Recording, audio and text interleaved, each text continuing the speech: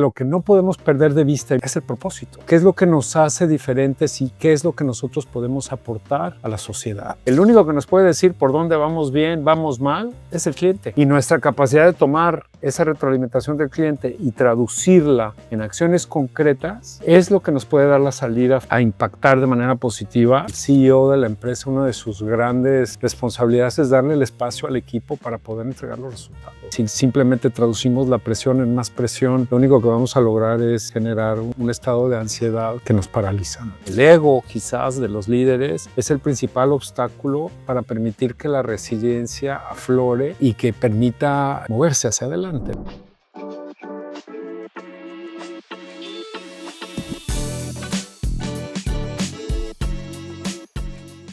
Hola, ¿cómo estás? Soy Pablo Fuenzalía y te doy la bienvenida a Open Mind, el podcast donde las conversaciones abren posibilidades. En este espacio exploramos el lado más humano de las organizaciones. Nos detenemos a pensar cómo construir culturas más conscientes, saludables y sostenibles. Cada episodio es una invitación a mirar con otros ojos temas que suelen quedar fuera de la agenda diaria. Desde la ciencia y la experiencia abrimos preguntas que incomodan, inspiran y habilitan nuevas formas de hacer empresa. Hoy vamos a hablar de la resiliencia organizacional. ¿Qué pasa cuando una marca pierde la confianza de sus clientes? ¿Cómo se lidera una organización que necesita volver a empezar, no desde cero, pero sí desde otro lugar? ¿Qué tipo de decisiones se toman en ese momento? ¿Y qué rol juega la cultura interna en ese proceso? De todo eso y más vamos a conversar hoy. Pero antes de comenzar, te invito a seguirnos y activar las notificaciones para no perderte ningún episodio y seguir aprendiendo junto a nosotros. Te invito a quedarte. Empezamos. Hoy me acompaña alguien que ha liderado equipos y organizaciones en momentos de transformación profunda. Eduardo Díaz Corona es un ejecutivo con más de 30 años de experiencia en la industria de las telecomunicaciones. Fue presidente y CEO de Transphone Wireless, el proveedor más grande de servicios móviles de prepago en Estados Unidos. Desde 2024 hasta julio de este año estuvo al frente de Liberty Latin America en Puerto Rico y las Islas Vírgenes, donde lideró el proceso de integración y relanzamiento de la marca luego de la adquisición de AT&T.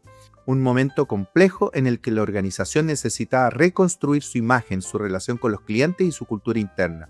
Por eso lo invité a Open Mind, para que conversemos sobre qué significa liderar en momentos de crisis, cómo se recupera el vínculo con las personas y qué aprendizajes deja una transformación organizacional que no fue teórica, sino profundamente real. Y tengo que decir que a este invitado lo conozco el 2007, trabajamos durante 3 años juntos también en un proceso de transformación, pero no lo vamos a tocar hoy día, aunque me pican las manos por hacerlo. Eduardo, querido Eduardo, gracias por estar con nosotros en Open Mind. ¿Cómo estás? Pablo, muy bien, muchas gracias. Gracias por la invitación. Honrado de ser parte de esta conversación contigo. Sherpa, en algunos momentos cuando estuvimos trabajando juntos en Chile y ciertamente dentro de uno de los aspectos que más me apasionan, que tiene que ver con la cultura organizacional y las personas, ¿no? Así es que en el momento que recibí esta invitación, encantado de participar y de poder colaborar con un granito de arena y de alguna manera compartir experiencias que le puedan servir a los demás. Muchas gracias, Eduardo. Bueno, tuviste que liderar ahí Liberty Puerto Rico en un momento muy complejo, muy difícil. ¿Cómo se vive una transición de marca cuando lo que está en juego es la confianza del cliente? Mira, definitivamente fue un momento difícil. Yo creo que digamos que la estrella que guía es el cliente, ¿no? Entonces yo creo que cuando tenemos claro el cliente y tenemos en mente nuestro propósito, que tengo la fortuna, lo mencionaste, de trabajar en telecomunicaciones, es una industria que tiene un propósito muy noble, ¿no? Conectar a las personas, conectar a los negocios con lo que más les importa, su gente querida, sus negocios, aprendizaje, etcétera, como lo estamos haciendo el día de hoy. Entonces, la verdad es que es un honor para trabajar en este tipo de industria. Yo lo que te diría es que lo que no podemos perder de vista y muchas veces en momentos difíciles se puede olvidar es el propósito. ¿Cuál es? ¿Por qué estamos aquí? ¿Qué es lo que nos mueve? ¿Qué es lo que nos hace diferentes y qué es lo que nosotros podemos aportar a la sociedad? Y entonces, teniendo por un lado al cliente y por otro lado el propósito, muy claros, es más fácil poder retomar el rumbo. Yo destaco en ti que desde que te conozco creo que siempre eres una persona inspirada en un propósito y siempre conectas el propósito de la organización. Y desde estar totalmente de acuerdo en el valor del propósito y conectar, ¿cómo haces para conectar a una organización con ese propósito? Porque que tú lo tengas no necesariamente significa que va llegando a todas las capas organizacionales. No, tienes toda la razón y no es un proceso sencillo, es un proceso que ciertamente inicia con uno mismo y cuando tiene uno la tremenda responsabilidad de liderar una organización, uno es el primero que tiene que, como dicen los americanos, caminar lo que se dice, ¿no? Walk the talk. Y de alguna manera poder de esta manera y de una manera positiva infectar al liderazgo primero de la organización y después al resto de la organización con un espíritu de servicio y con un espíritu que esté conectado con el propósito. Pero finalmente el propósito es esa aspiración, es ese alineamiento. La pregunta es cómo lograr que una organización se alinee hacia ese propósito, y ahí es donde entra la cultura organizacional. Algo que a mí me gusta mucho es una definición que alguna vez escuché, que la cultura organizacional es como el sistema operativo de las empresas, ¿no? Es lo que nos hace o lo que compartimos como valores y como comportamientos que nos ayuda a trabajar mejor entre nosotros y hacia el cliente y hacia el resto de los stakeholders, como pueden ser nuestros accionistas, los mercados donde trabajamos, el gobierno, la sociedad en general, de nuevo en una industria que tiene un impacto tan trascendente en nuestra sociedad. Entonces yo te diría que la cultura organizacional se vuelve fundamental, pero el propósito y la cultura tienen un juego común, porque finalmente no podemos hablar de una cultura y de una serie de valores y de una serie de comportamientos si no tenemos claro la trascendencia de lo que queremos lograr, ¿no? Si no tenemos claro que el impacto que tenemos es trascendente, y entonces eso nos inspira, y nos inspira a comportarnos de ciertas maneras que nos ayude a poder lograr este propósito. Y hablo más de propósito que de misión, porque misión me parece un poquito más táctica en el sentido. Propósito me parece mucho más inspirador, mucho más algo que nos puede ayudar a mover pues, montañas, ¿no? Y de alguna manera se habla de manera muy trillada de que el personal humano es la ventaja competitiva de las organizaciones. No podría yo estar más de acuerdo con ese argumento, y ciertamente la cultura organizacional es la que nos ayuda a alinear y a poder tocar las mentes de todos aquellos que trabajamos juntos en pos de ese objetivo, de ese propósito. Y al mismo tiempo también discrimina, porque no necesariamente todo el mundo se alinea con una serie de comportamientos y de valores, ¿no? Y entonces también se vuelve una fuerza también para asegurar que los que estamos en el camino juntos somos aquellos que queremos llegar a ese propósito y hacerlo de una manera que consideramos nos hace las mejores versiones de nosotros mismos. Me encanta escucharte, y cuando te escucho me encanta tu pasión, tu inspiración interna y como tu profunda convicción de cómo la cultura, las personas son realmente donde se hace la diferencia. Y de alguna manera, si nosotros tomáramos esa cultura, que yo coincido, comparto contigo 100%, y ya nos vas contando lo que vas aprendiendo de esa cultura, pero en una crisis, ¿cómo esa cultura se afecta? Y déjame poner un ejemplo. En los seres humanos, en nuestros comportamientos, cuando las cosas andan bien, es mucho más fácil actuar consciente, actuar amable, actuar con compasión, con cariño, con ternura, con vínculo. Y cuando estamos estresados, estamos cansados, las cosas no están saliendo, se nos ha derrumbado un poco lo que estábamos haciendo, empezamos a tener comportamientos mucho más defensivos.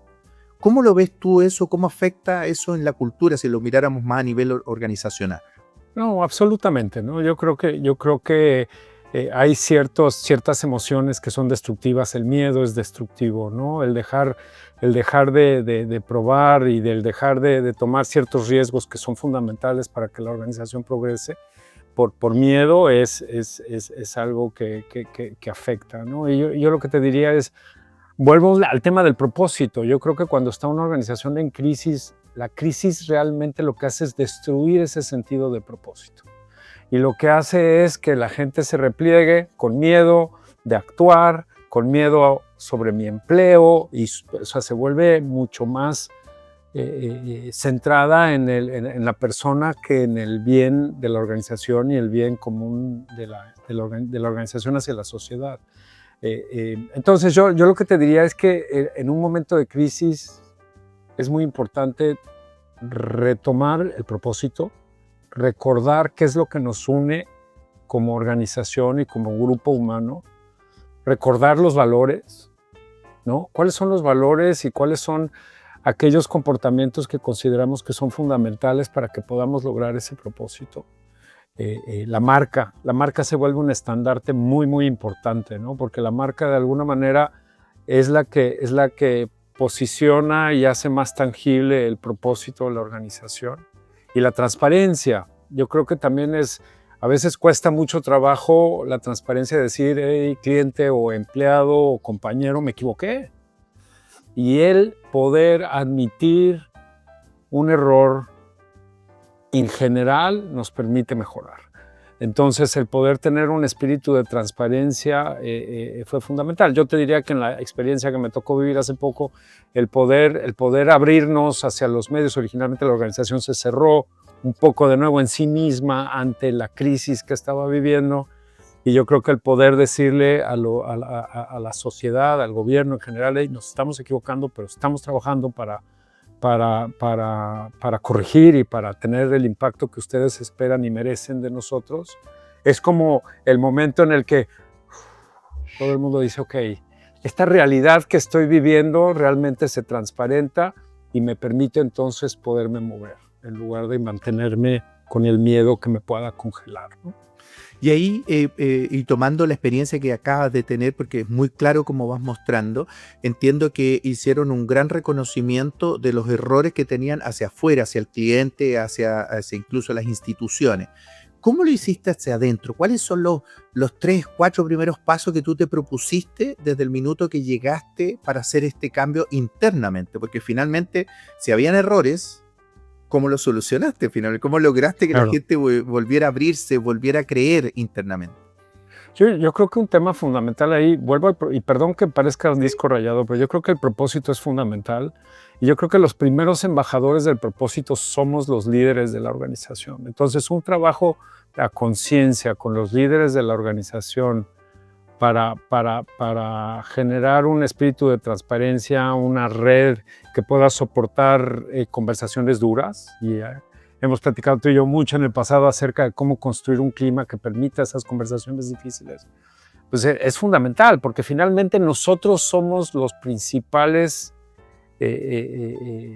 servidores de ese propósito hacia la organización. Entonces, hasta que ellos no vean que lo que estamos diciendo en relación a la marca, en relación al propósito, en relación a la transparencia, se traduce en acciones reales y concretas de su liderazgo para facilitarles la vida y permitirles poder entonces sacar lo mejor de ellos mismos, es lo que yo te diría es el principio fundamental.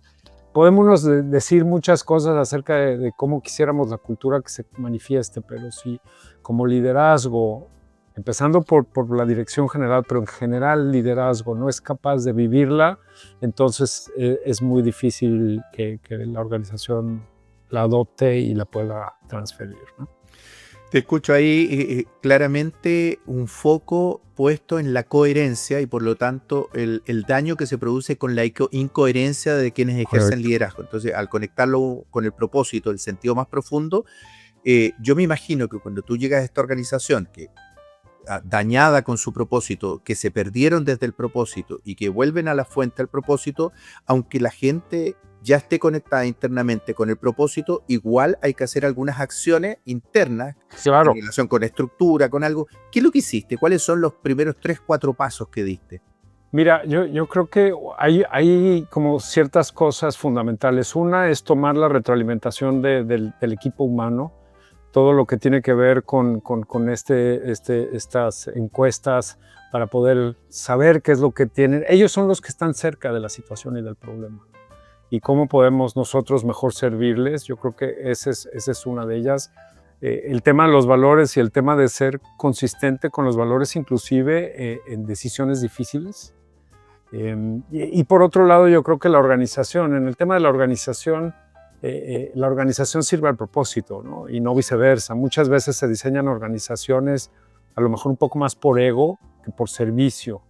Y yo creo que el determinar que una cierta organización tenga una estructura que sea capaz de traducir ese propósito en acciones concretas es muy importante. Y luego yo te diría que también los valores, ¿no? Hay decisiones muy difíciles que se tienen que tomar donde muchas veces individuos que no están alineados con los valores a todos los niveles, pero principalmente en el liderazgo, se vuelven obstáculos para la evolución en la organización, y esas decisiones son las que se tienen que tomar, ¿no? Y yo te diría que probablemente de las cosas que uno se puede arrepentir, que yo me arrepiento cuando pienso en estos propósitos, es no haber actuado más rápido en algunas de estas condiciones, ¿no? En quizás darle demasiado la oportunidad a alguien en particular de poder demostrar un comportamiento distinto y no haber actuado con mayor velocidad en tomar acciones para quitar ciertas personas que finalmente no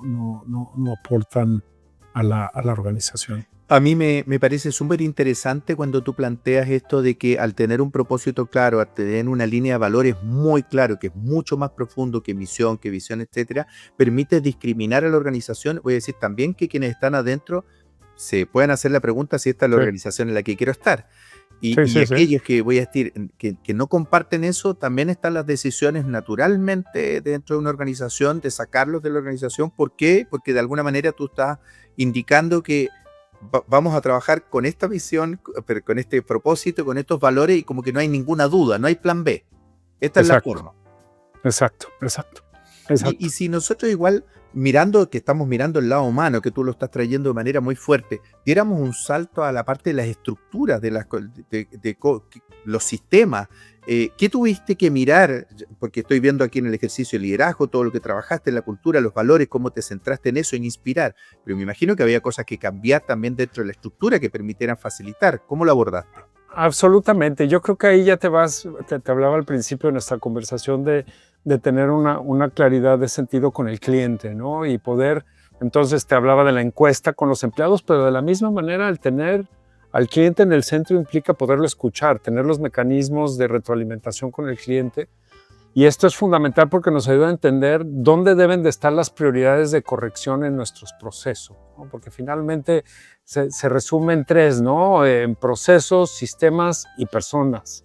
Cuando hablas de la entrega de servicios, y más en nuestro caso que son, como te decía, servicios fundamentales para la sociedad. Entonces, el poder entender de parte del cliente dónde estamos fallando, porque yo puedo tener una idea y yo puedo ponerme a trabajar en algo que creo que es importante, sin embargo, no necesariamente el cliente lo ve de la misma forma. Entonces yo creo que el tener este customer mindset, este sentido de cliente, y el tener herramientas de retroalimentación que nos permitan absorber y crear mecanismos dentro de la organización para tomar esa información y poderla traducir en acciones concretas en procesos y sistemas es muy importante, ¿no? Y ese mismo trabajo es un trabajo que también genera cultura, porque es un trabajo que tiene que ser multiorganizacional, no es, oye, a ti te toca experiencia del cliente, ¿no? Entonces tú arréglala. No, la experiencia del cliente somos todos. Lo que vendemos es una experiencia del cliente. Entonces, de alguna manera, eso hace que de manera muy práctica los valores y el propósito jueguen a favor del cliente, ¿no? Entonces, lo que a mí me queda muy claro es que no hay ya en esta velocidad de cambio en las organizaciones y profundidad de cambio en el ambiente de negocios, una persona que pueda tener la respuesta, ¿no? Entonces, ante esa velocidad y ese efecto de túnel que se puede generar ante la velocidad, el único que nos puede decir por dónde vamos bien, vamos mal, es el cliente. Y nuestra capacidad de tomar esa retroalimentación del cliente y traducirla en acciones concretas es lo que nos puede dar la salida finalmente a empezar a impactar de manera positiva los procesos, los sistemas y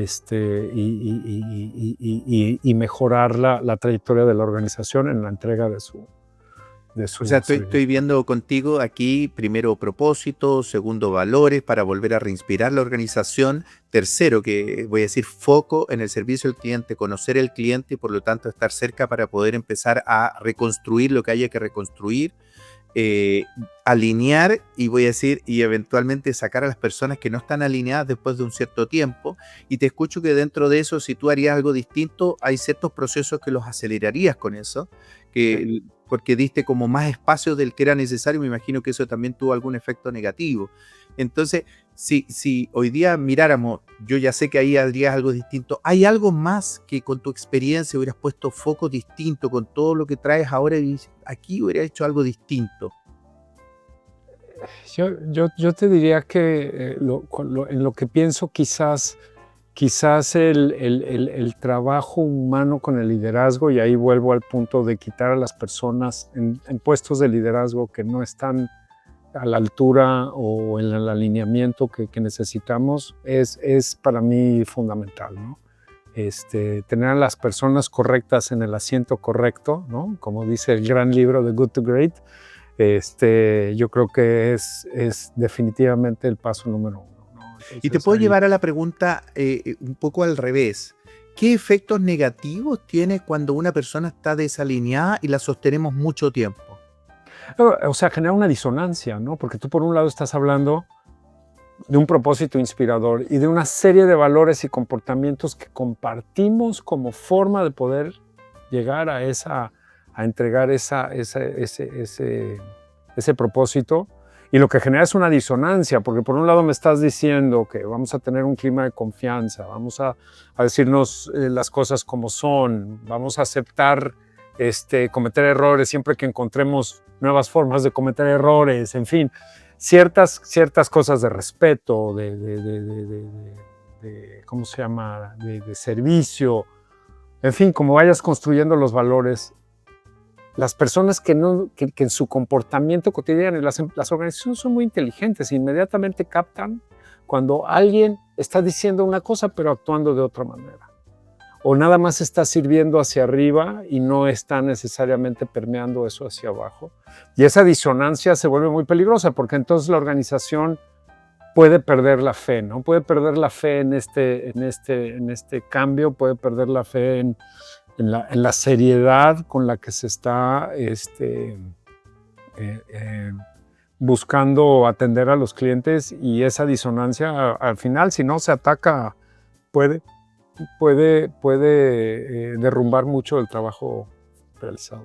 Sí, y fíjate que ahí es cuando te escucho, lo conecto mucho con los seres humanos y nuestras creencias. Voy a decir, como hoy día la neurociencia nos muestra que cuando creemos en algo, en automático, todo el sistema nervioso se alinea con aquellas creencias que tenemos. Y por lo tanto, cuando dejo de creer en algo, también empiezo a alinear y a encontrar todas las incoherencias. Naturalmente, los seres humanos somos bastante Sí. incoherentes, ¿ah? Pero lo que estoy viendo es que tú vas buscando siempre esa coherencia organizacional, esa consistencia entre lo que se dice y lo que se hace, como tú te Es que decías, fíjate Walter. que yo creo que las organizaciones cada vez más van a actuar como neuronas, ¿no? O sea, y olvídate de las jerarquías, sino como neuronas, como un cerebro, y la respuesta no la va a tener, como decía yo, un individuo en particular, va a ser cómo entendemos al cliente y cómo en conjunto encontramos soluciones. Entonces la disonancia es como hablar de que hay sinapsis que no están conectadas o Claro. que están mandando una señal distinta que la que el resto de la organización requiere para moverse hacia adelante. Entonces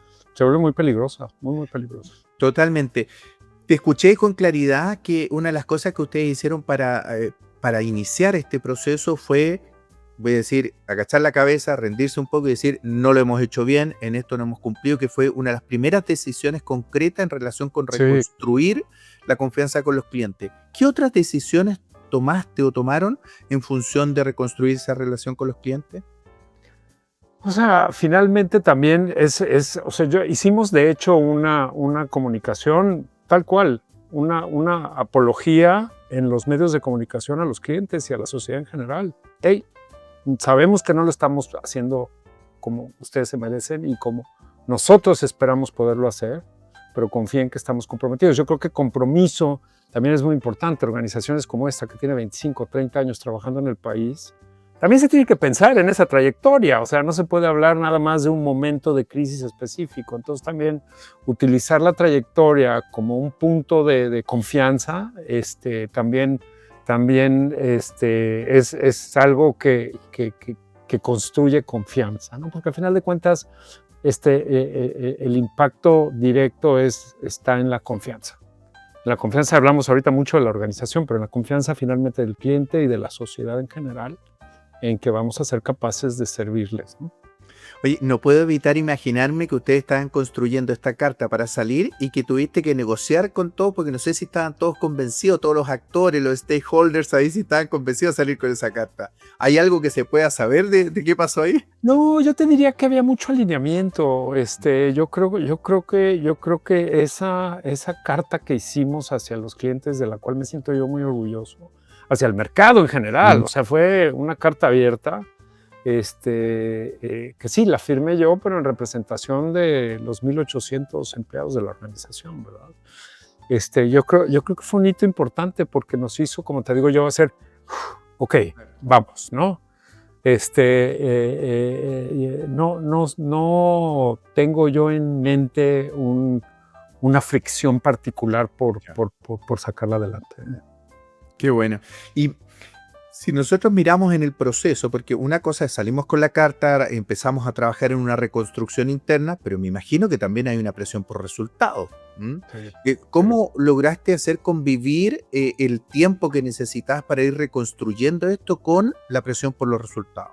Mira, ese es un tema que vivimos en esta sociedad, ¿no? O sea, finalmente nos debemos, dentro de todos los distintos stakeholders, a nuestros accionistas y al mercado de valores, en fin.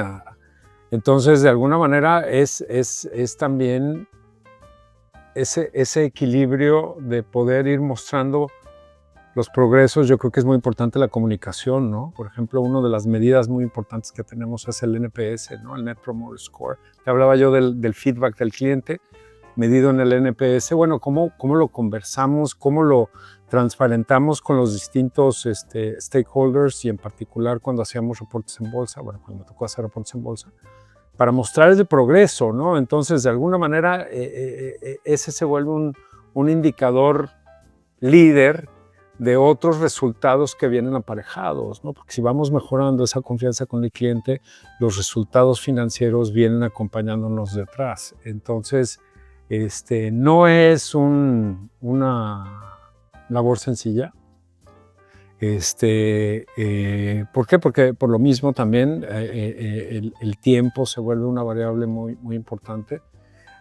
Pero yo creo que como líderes en la organización y en particular el CEO de la empresa, una de sus grandes responsabilidades es darle el espacio al equipo para poder entregar los resultados, ¿no? Porque finalmente si simplemente traducimos la presión en más presión, lo único que vamos a lograr es generar un estado de ansiedad que nos paraliza, ¿no? Claro. Bueno, yo no puedo negar que cuando te escucho, te veo en el año 2007, cuando nos conocimos trabajando y que Sí. justamente estabas tú pidiéndonos acompañarte en una gran transformación cultural Sí. para alcanzar los resultados con propósito, con objetivos y con una agenda de valores donde realmente fue una transformación preciosa. O sea, realmente se logró algo increíble. Entonces te veo como en este trayecto. ¿Qué fue lo que se te hizo más difícil ahora en esta situación última en Puerto Rico? Yo te diría encontrar el equilibrio del tiempo. Te hablo en quitar ciertos elementos que no necesariamente estén alineados con lo que quieres hacer. Entonces, ¿cómo encontrar el equilibrio de darle a todos su oportunidad justa, su fair chance, tú llegando de fuera, pero actuar suficientemente rápido? O sea, quiere uno ser respetuoso, quiere uno respetar la cultura local, quiere uno respetar a la estructura y de nuevo buscar ser justo con las distintas personas que son parte de la organización, pero en algunos casos eso no necesariamente te permite hacerlo con la velocidad con la que la organización lo requiere, ¿no? Entonces yo te diría que ese es el aprendizaje. Cuando estuve en TrackPhone, hicimos también ahí una transformación a una empresa totalmente ágil, agile, extraordinaria, yo te diría. Y ahí el movimiento de las personas para permitir. Yo digo que las organizaciones son, imagínate, como una tubería de energía, ¿no? Y cuando tienes un elemento que no esté necesariamente alineado, se vuelven como tapones de energía. Y es increíble cuando tú quitas el tapón, como automáticamente la energía empieza a fluir. De alguna manera yo creo que somos medio plomeros de las organizaciones, ¿no? En este tipo de... Bueno, me fascina que traigas el concepto de la energía, porque yo le pongo harta atención a la energía y de hecho confieso que en nuestras propias empresas con los socios siempre decimos que nos tenemos que juntar cada cierto tiempo para asegurar que nuestra energía fluye, porque cuando la energía fluye, todo lo demás fluye. Sí, entonces, como asegurar, así que la imagen que trajiste me encantó y creo que es muy valiosa para quienes nos están escuchando. Aquí, aunque yo siento que lo has contestado, pero solo como porque para que quede bien anclado. Sí. Después de todo lo que atravesaste, ¿qué crees que nunca debería faltar en una organización para que quiere ser realmente resiliente? Mira, y te voy a decir que Puerto Rico y en general los puertorriqueños tienen mi profunda admiración en cuanto a resiliencia, ¿no? Y te lo hablo desde las catástrofes naturales que han tenido que sufrir nada más. Entonces, es un pueblo resiliente y por lo tanto tenemos un equipo de gente humano extraordinariamente resiliente también. Yo creo que es el liderazgo, porque finalmente es cómo darle las condiciones a esa resiliencia para que sea capaz de surgir. Yo creo que muchas veces el liderazgo es el ego, quizás, de los líderes, es el principal obstáculo para permitir que la resiliencia aflore y que permita moverse hacia adelante, ¿no? Porque el problema de la ansiedad es el detenerte. Claro. La resiliencia lo que busca es volverte a poner en movimiento, ¿no? Entonces yo pienso que ahí los que tenemos la responsabilidad y realmente el honor de ser líderes en la organización, tenemos que poder facilitar y crear el ambiente propicio para que esa resiliencia surja y esa energía, hablando de energía, pueda fluir, ¿no? La resiliencia es eso, es de un momento de crisis poder retomar y encontrar la energía para poder salir y moverte hacia otro estado. Bien, voy a llegar a la última pregunta de esta parte. Y que en el fondo, para cerrar esta primera parte de la entrevista, te hago una pregunta que nos gusta hacerle a todos los invitados. ¿Qué conversaciones necesitamos tener más en las organizaciones, pero seguimos evitando? Mira, yo creo que hay dos conversaciones que son muy importantes que yo creo que evitamos de manera natural. Una es al principio de algún proyecto o de alguna inversión o lo que sea, hablar de qué es lo que puede salir mal. Y yo creo que muchas veces, y quizás es más en la cultura latinoamericana, pero yo creo que en general hay un miedo de hablar de lo que puede salir mal porque puede ser tachado como negativo, como pesimista. Pero de alguna manera el tener una lista de, oye, todas estas cosas pueden salir mal y esta sería la forma en la que podríamos enfrentarlo, yo creo que falta. Yo creo que falta en las organizaciones. Por otro lado está la conversación de después, que quiere decir, ok, ya sucedió bien, mal, X. El poder sentarse y darse el tiempo de aprender de los resultados también es algo que cuesta mucho trabajo, porque como ya estamos en la siguiente y luego ya estamos brincando, oye, pero lo que acabamos de terminar, ¿qué aprendimos? ¿Qué nos hace una mejor organización? ¿Qué nos hace un mejor equipo de trabajo? Y no darnos tiempo para esa conversación. Yo creo que es una pena, porque finalmente el aprendizaje es la mayor inversión que pusiste en cualquier proyecto, ¿no? Claro. Entonces, yo te diría que esas yo creo que son las conversaciones que falta hacer más. Buenísimo, me quedo con eso. La primera conversación central, la vulnerabilidad del proyecto, mirar el proyecto, dónde están las posibles vulnerabilidades, exponerse. Y la segunda, anclar el aprendizaje del proceso. Sí. Una gran conversación de reflexión. Bien, vamos a pasar, mira, a una zona distinta en este podcast, que a mí me gusta mucho. Así que espero que estés preparado. Se llaman Insight de Pasillos. Ahora pasamos a un espacio más informal, pero no menos valioso. Lo llamamos Insight de Pasillo, porque no todo lo que transforma se aprende en los libros. A veces una frase, un consejo o una práctica sencilla escuchada al pasar puede marcar la diferencia en cómo lideramos o trabajamos. Eduardo, ¿qué herramienta o frase o hábito crees que cambió tu manera de liderar procesos de transformación y que todos deberían conocer? Mira, yo me remito a ir descubriendo el liderazgo y el trabajo con personas que, como te digo, es lo que más me inspira, lo que más me motiva.